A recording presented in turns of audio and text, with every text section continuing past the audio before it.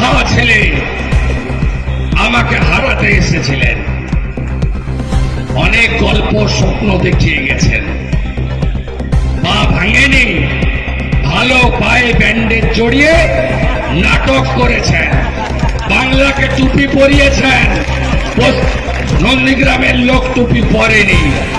এবারে আমি ভবানীপুরে গেছি, মোদিজি পাঠিয়েছেন আপনারা নন্দীগ্রামের দায়িত্বটা নেবেন।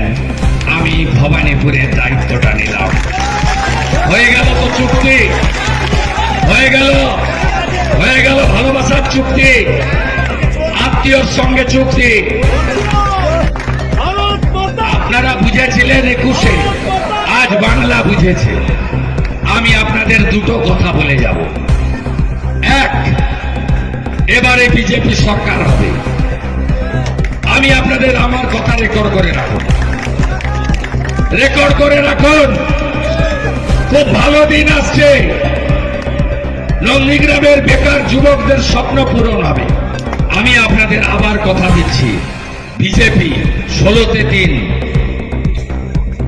21-এ 77, 26-এ 177 প্লাস। নন্দীগ্রামটা আপনারা দেখে নেবেন, তাই তো?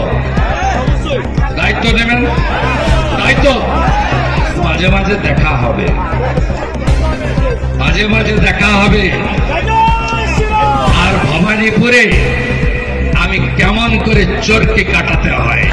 আমার নাম শুভেন্দু অধিকারী, মেদিনীপুরের ছেলে।